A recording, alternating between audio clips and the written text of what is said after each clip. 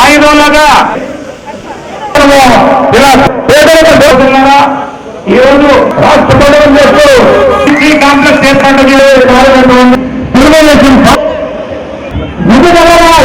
దక్కుతుంది.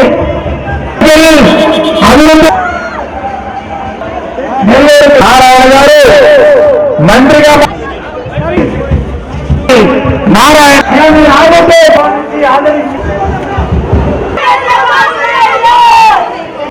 ఈరోజు భవిష్యత్ గ్యారంటీ కార్యక్రమంలో ఈరోజు మినీ ర్యాలీగా యాక్చువల్గా తిరగడం జరిగింది. ప్రజల ఆదరణ చూస్తే అనూహ్యంగా ఉంది. ఎందుకంటే గతంలో 2014 నుంచి 19 దాకా చేసిన పనులు వాళ్ళు చాలా క్లియర్గా చెప్తున్నారు. సార్ మీరు రావాలా, బ్యాలెన్స్ పనులు చేయాలా, బ్యాలెన్స్ పనులు పూర్తయితే నెల్లూరు ఒక మంచి సిటీ అవుతుందనే నమ్మకం ఉంది. మీ మీద నమ్మకం ఉంది, మీరు చేస్తారనే నమ్మకం ఉంది. 2014లో ఎవరిని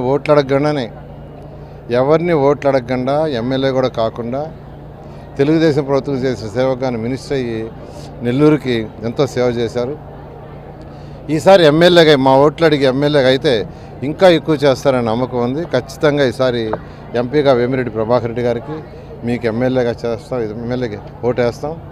మా నెల్లూరుని ఒక మంచి స్మార్ట్ సిటీగా చేయమని ప్రతి ఒక్కరి కోరిక. ఖచ్చితంగా చేస్తామని అందరికీ తెలియజేస్తాం.